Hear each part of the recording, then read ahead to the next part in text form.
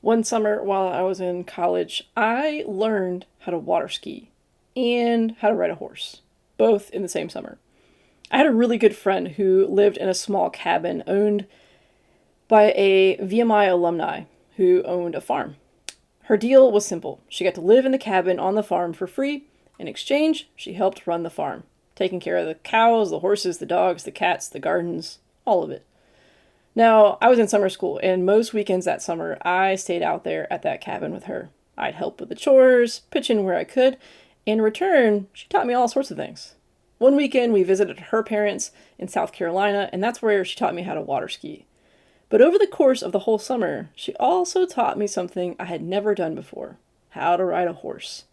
Now, horses can be a little bit intimidating. They're big, they're strong, and if they decide they don't like you very much, they can absolutely throw you off. But my friend had been riding horses for as long as she could walk. She knew everything about them: how to take care of them, how to groom them, how to saddle them, how to ride them. And most importantly, she knew exactly which horse I should start on. The first horse I rode that summer was named Mr. T. Mr. T was about 20 years old, and for lack of a better term, he didn't really care about anything. You could kick all you wanted, he was not going any faster than he felt like walking. The good news was he was also never going to buck you off, never get spooked, or do anything dramatic. He was too old and too slow and didn't care. He basically walked at the speed of smell, and he followed my friend's horse wherever it went, which made him the perfect horse to learn on. But later that summer, she said something that made me a little nervous. She said, "Today, you're gonna ride Mayday."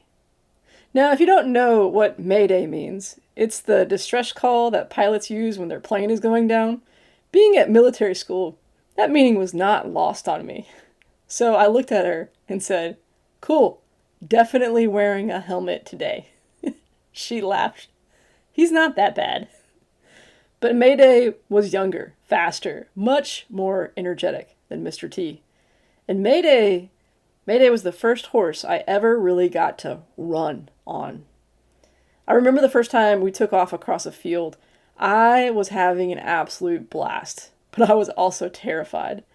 There's a picture from that day of me sitting on Mayday. I'm sitting up straight, feet in the stirrups, looking calm and confident, like I know exactly what I'm doing. Mayday's ears are up, looking proud, like we have both had the time of our lives. But I promise you, if you could see the back of my shirt in that picture, it was probably soaked in sweat, because I was so nervous. Every muscle in my body was working. My brain was trying to remember everything my friend had taught me: how to sit, how to steer, how to signal the horse, how to not mess it up. But here's the interesting part: I wasn't really trusting the horse. I was trusting my friend.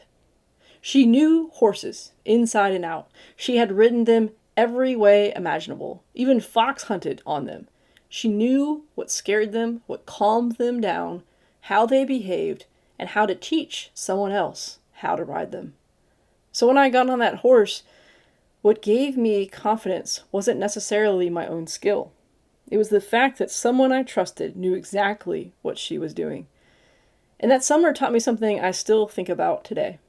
When we are learning something new, especially something a little scary, we have two choices. We can try to figure it out all alone, or we can find someone who knows what they're doing and learn from them. Now, when it comes to horses, that decision seems quite obvious. Nobody looks at a 1,000-pound plus animal and says, "You know what? I'll just figure this one out on my own." But in other areas of life, we do that all the time. We isolate ourselves. We struggle through things alone. We try to reinvent the wheel, when the smarter move is often to look for someone who's already been there. Someone who knows the mistakes you're about to make. Someone who knows the tricks and shortcuts. Someone who knows when to let you struggle a little, but won't let you fall completely. And that's what my friend did for me. That summer gave me some incredible memories. Early morning rides before the sun came up, trail rides with dogs running alongside of us, flying across open fields on horseback. But the thing I remember most isn't just riding the horses. It's the person who taught me how. We don't talk much anymore. Life has happened. She's married, has 2 kids, lives in Virginia, and I'm down here in North Carolina. But I'll never forget what she taught me that summer. Not just about horses, but about who to look for when you're trying to learn something new. So here's my challenge to you. At some point this year, you're going to try something that feels unfamiliar, maybe even a little scary. When the moment comes, don't try to figure everything out on your own. Find someone who knows what they're doing. Find someone who's willing to teach. Find someone who you can trust.